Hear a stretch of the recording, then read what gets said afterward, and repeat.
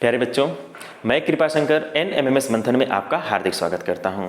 बच्चों, सफलता किस्मत से नहीं मिलती बल्कि कुछ नियमों का पालन करने से मिलती है। अगर आप सही दिशा में अच्छी प्लानिंग के साथ, बेस्ट स्ट्रेटजी के साथ मेहनत करते हैं तो आप इस एग्ज़ाम में अवश्य सफल हो जाएंगे।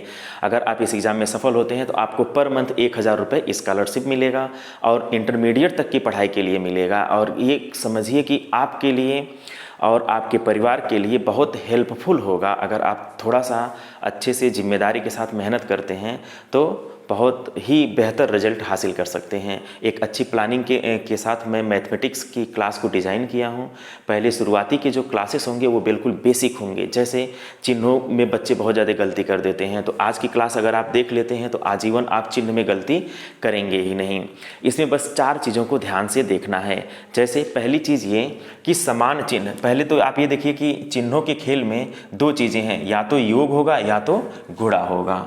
2 चीज़ें हमें योग के फॉर्म में देखना है और 2 चीज़ें हमें गुणा के फॉर्म में देखना है। तो कुल 4 फॉर्म हैं इसके। अगर आप चारों पर पकड़ अच्छी बना लेते हैं तो एग्ज़ाम हॉल में चिन्ह की गलती आप नहीं करेंगे, क्योंकि अगर आप एग्ज़ाम हॉल में चिन्ह की गलती कर देते हैं तो आपको आता हुआ क्वेश्चन आप गलत करके चले आएंगे।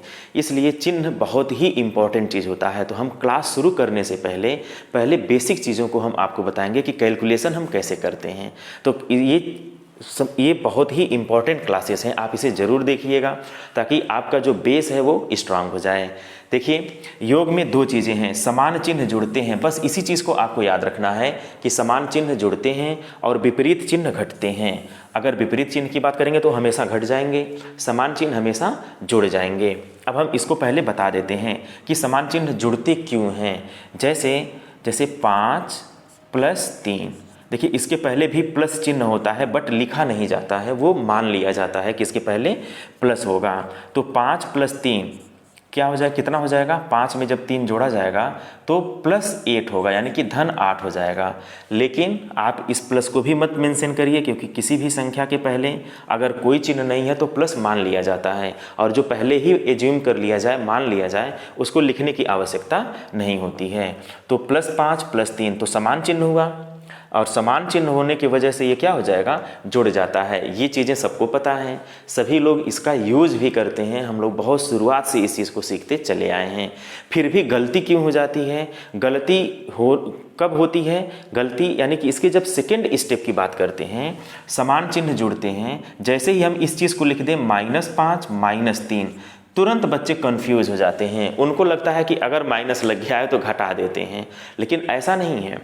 -5 और -3 जो कि समान चिन्ह जुड़ते हैं, इसका भी चिन्ह माइनस है और इसका भी चिन्ह माइनस है, तो इस नियम के हिसाब से इसे भी जुड़ना चाहिए, तो ये भी जुड़ता है, और लेकिन चिन्ह नहीं बदलता है। -5 - 3 -8 हो जाता है। देखिए कोई अंतर नहीं है, इसके पहले भी प्लस है और इसके पहले भी प्लस है। तो देखिए धन धन धन होता है, माइनस माइनस माइनस होता है, और यहाँ भी जुड़ता है और यहाँ भी जुड़ता है, और चिन्ह में कोई परिवर्तन नहीं होता है। बस इसमें एक चीज़ आप मेंशन करेंगे, समान चिन्ह जुड़ता है, चिन्ह नहीं बदलता है, नहीं बदलता। ठीक है। अब इस चीज़ को अगर हम व्यवहार से जोड़ें, व्यवहारिक भाषा में समझना चाहें तो आप ऐसे समझ सकते हैं। ध्यान से देखें, धन को हम कहते हैं कमाई, जो पैसा आप कमाते हैं उसे हम लोग कहते हैं धन। ठीक है। जनरली हमारे व्यवहार में ये चीज़ें होती हैं कि धन का मतलब हम लोग कमाई को समझते हैं और ऋण का मतलब जो है कर्ज से समझते हैं, और वही चीज़ गणित में भी यूज होता है। ऋण का मतलब होता है कर्ज। आप ऐसे समझिए कि आप अगर 5 रुपये कर्ज लिए हैं और 3 रुपये फिर कर्ज ले लिए हैं तो कर्ज कितना हो जाएगा, 8 रुपये कर्ज हो जाएगा। ठीक है। कोई भी चीज़ अगर हम व्यवहार से जोड़ेंगे या लिंक कर देंगे तो आसानी से समझ में आ जाएगा। अगर आप 5 रुपये कर्ज लिए हैं तो उसको माइनस कर लीजिए। ठीक, 5 रुपये कर्ज, और फिर आप 3 रुपये कर्ज ले लिए तो कुल कितना कर्ज हो गया, 8 रुपये कर्ज हो गया। इसी चीज़ को, कर्ज को ही मेंशन करने के लिए हम आपको बताएं कि ये ऋण होता है। क्या होता है, कर्ज ऋण होता है। आप बैंक में जाते हैं तो वहाँ पे लिखा रहता है ऋण लेने के लिए, तो ऋण मतलब क्या, कर्ज लेने के लिए, और वही कर्ज माइनस होता है। ये पैसा आभासी होता है। जैसे अगर हम किसी से पैसा ले लेते हैं तो वह एक्चुअल में मेरा पैसा नहीं होगा। अगर किसी से आप उधार लेते हैं, आपका एक्चुअल पैसा वो होता है जब आप कमाई करके प्राप्त करते हैं। उधार लेने वाला पैसा आपको हमेशा देना पड़ता है, इसलिए वो आभासी माना जाता है।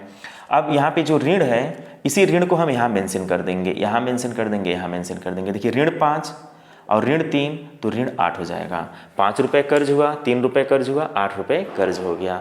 तो समान चिन्ह हमेशा क्या होते हैं, जुड़ जाते हैं। तो आप व्यवहार से चीज़ों को सीखिए। यही चीज़ अगर हम ऐसे देखें कि 5 रुपये कमाई अगर है, 5 रुपये कमाई है और 3 रुपये कमाई है, तो कुल कितनी कमाई हो जाएगी, 8 रुपये कमाई हो जाएगी। कमाई का मतलब होता है धन, यानी कि प्लस। तो आप यहाँ से अगर आपको रिलेट करते हैं कि आपने 5 रुपये कमाया, फिर 3 रुपये कमाया, कुल आपने 8 रुपये की कमाई कर लिया, तो कितना आसान हो गया कि समान चिन्ह हमेशा जुड़ जाएगा। कर्ज ले रहे हैं तब भी जुड़ जा रहा है, कमा रहे हैं तब भी जुड़ जा रहा है, यानी समान चिन्ह जुड़ रहा है। कर्ज ले रहे हैं तो कर्ज रहेगा, कमा रहे हैं तो कमाई बढ़ेगी, ठीक है ना। कर्ज लेंगे तो कर्ज बढ़ेगा, यानी कि कर्ज बढ़ेगा, इसका मतलब वो जुड़ रहा है तभी तो बढ़ रहा है। तो अब इसमें कन्फ्यूज़न नहीं होना चाहिए। आजीवन आपको इससे संबंधित प्रॉब्लम नहीं आनी चाहिए। जो एग्ज़ाम में बच्चे गलती करते हैं या फिर व्यवहार में जो भी चीज़ें, जैसे आप क्लास में -3x और -2x अगर इस तरह से आ जाए तो x को आप थोड़ी देर के लिए, चूँकि x वेरिएबल है, वेरिएबल का मतलब होता है चर, तो ये चर है, ये वेरी करेगा, तो इसको आप रुपए मान लीजिए। 3, इसको आप रुपए देखिए, 3 रुपये कर्जा है, फिर 2 रुपये कर्जा है, तो कितना रुपये कर्जा हो जाएगा, 5 रुपये कर्जा हो जाएगा। तो माइनस लगा दीजिए, कर्जे की जगह पर माइनस लगा देना चाहिए। तो 3 रुपये कर्जा, 2 रुपये कर्जा, 5 रुपये कर्जा, सिंपल सी बात है, ठीक है। अब आप कभी इसमें कन्फ्यूज़न आपको नहीं होना चाहिए कि समान चिन्ह क्यों जुड़ते हैं। समान चिन्ह हमेशा जुड़ते हैं। अब अगर हम विपरीत चिन्ह की बात करें तो विपरीत चिन्ह हमेशा घटते हैं। सेम एग्जाम्पल हम यहाँ लेते हैं, 5 - 3, तो 5 में से 3 जाएगा, कितना बचेगा, 2 बचेगा। जनरली हम लोग इसको यूज़ करते हैं, 5 में से 3 जाएगा, 2 बचेगा। आपको ये बताया जाता है कि बड़ी संख्या में से छोटी संख्या को घटा देते हैं। लेकिन ऐसे भी हो सकता है -5 धन 3, तब आप क्या करेंगे, -5 और धन 3, तो आप देखिए ये माइनस है और ये प्लस है, यानी विपरीत चिन्ह है। तो विपरीत चिन्ह को फिर घटा दीजिए, 5 में से 3 जाएगा, फिर 2 बचेगा।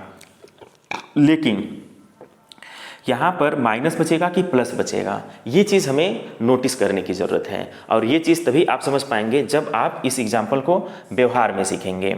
आप 5 रुपये कर्जा लिए हैं, 5 रुपये आपके पास कर्ज है, और +3 का मतलब है 3 रुपये आपके पास कमाई है। तो 5 रुपये कर्ज है, 3 रुपये कमाई है। कमाई भरने के बाद आपके पास अभी भी क्या बचेगा, अभी भी 2 रुपये का कर्जा बचेगा। तो 2 रुपये बचेगा, लेकिन ये 2 रुपये क्या होगा, कर्ज होगा। तो कर्ज के लिए माइनस लगा देते हैं, कर्ज के लिए माइनस लगा देते हैं, कमाई के लिए प्लस लगा देते हैं। अब देखिए इसको मैथमेटिकल फॉर्म में हम कन्वर्ट कर दिए। जो चीज़ व्यवहार में है उसको गणित की भाषा में हम लोग सीख पा रहे हैं, ठीक है। 5 रुपये का कर्ज और 3 रुपये की कमाई, तो 5 रुपये का कर्ज और 3 रुपये की कमाई, 2 रुपये का क्या हो जाएगा, कर्ज हो जाएगा, ठीक है। और कर्ज को माइनस लिखते हैं, तो इस वजह से यहाँ पे कौन सा चिन्ह आ जाएगा, माइनस आ जाएगा, यानी बड़े अंक का चिन्ह लगता है। तो विपरीत चिन्ह हमेशा घटेगा और बड़े अंक का चिन्ह लग जाएगा। बस यहाँ पे आप एक चीज़ और जोड़ लीजिएगा कि बड़े अंक का चिन्ह लगेगा, बस। और इसमें कहीं कोई आपको एक्स्ट्रा चीज़ समझने की आवश्यकता ही नहीं है। अब अगर कहीं पे ऐसे क्वेश्चंस आ जाएं, -5x + 3x, तो इसका आंसर क्या हो जाएगा, 1 - 1 प्लस, विपरीत घटा देंगे। बड़ा क्या है, कर्जा बड़ा है, तो वही चिन्ह लगा देंगे, कर्जा ही आएगा।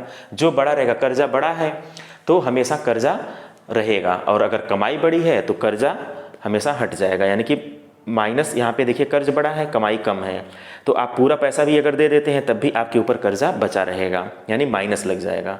तो -5x में से 3x घटेगा तो कितना हो जाएगा, 2x हो जाएगा, ठीक है ना। तो इस तरह से जो है विपरीत चिन्ह हमेशा घटते हैं, समान चिन्ह हमेशा जुड़ते हैं। इसमें चिन्ह नहीं बदलता है और यहाँ पर बड़े अंक का चिन्ह हमेशा लगा देते हैं। तो कितना आसान है कि चिन्हों के खेल में योग को समझना, बहुत ही इजी वे में आप इसे सीख पा रहे होंगे। आप इसे ज़रूर नोट डाउन कर लीजिएगा। अगर आप इसे नोट डाउन कर लेते हैं तो इसी के आधार पर आप प्रॉब्लम्स को सॉल्व करेंगे आगे। नेक्स्ट जो है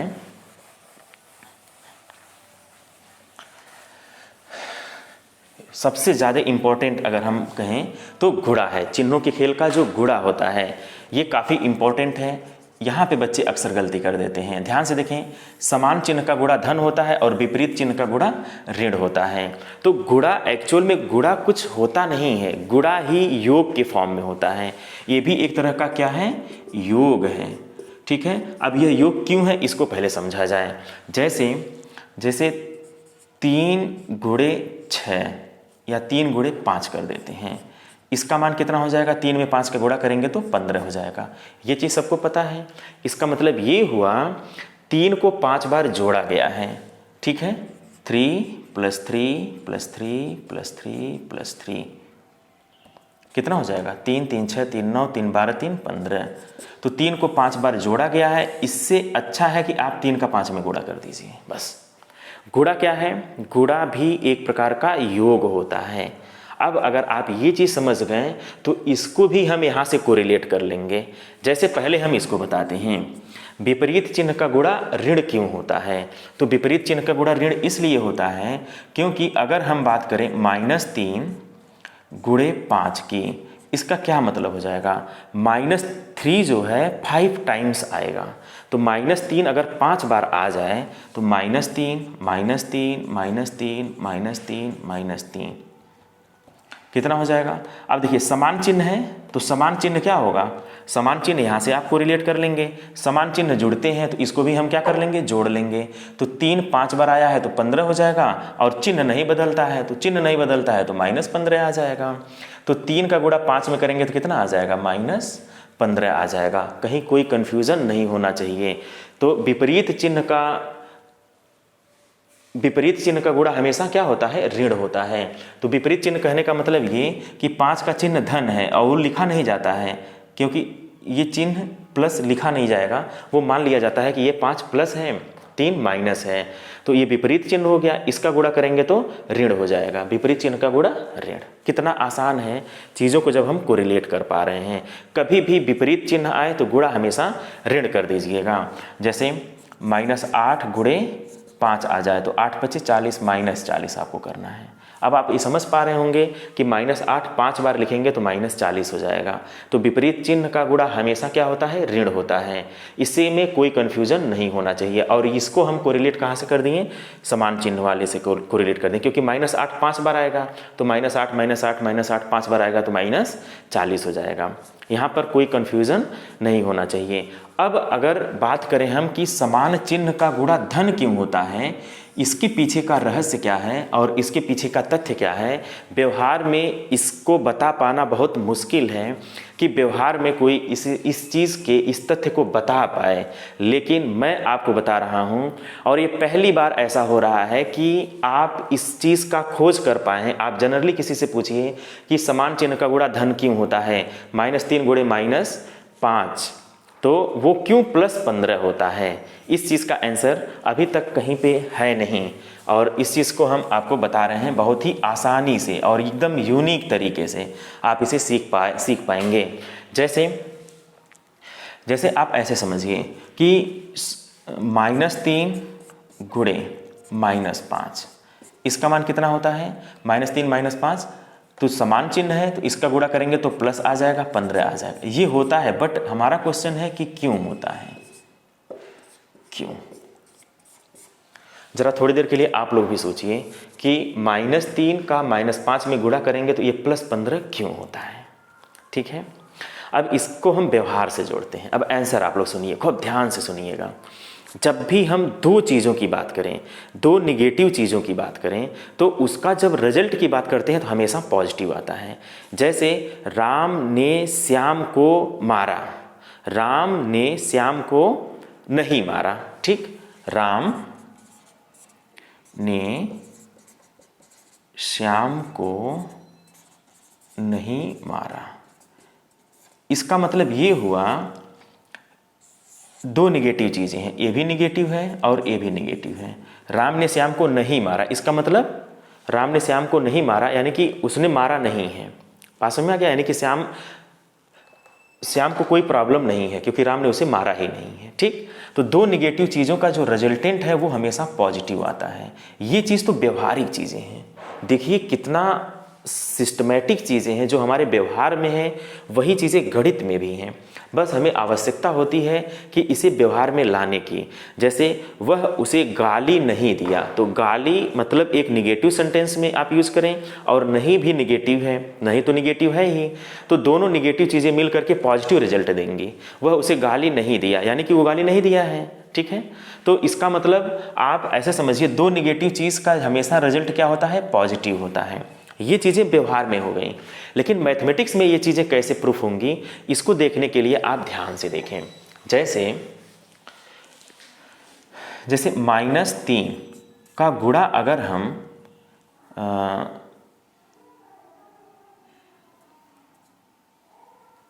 -2 का गुणा अगर हम 3 में करें तो कितना हो जाएगा? -2 2 3 6 -6। यहाँ से विपरीत चिन्ह है तो गुणा करेंगे तो माइनस होगा, इसमें कोई कन्फ्यूज़न नहीं है। लेकिन अगर हम -2 का गुणा 2 में करें तब कितना हो जाएगा? अगर हम एक कम कर दें तो -2 का गुणा जब 2 में किया जाएगा, आप देखिए 3 था तो -6, और जैसे 2 हुआ है -2 का गुणा अब ये कम हुआ है, ठीक। तो -2 का गुणा 2 में करेंगे तो हो जाएगा -4।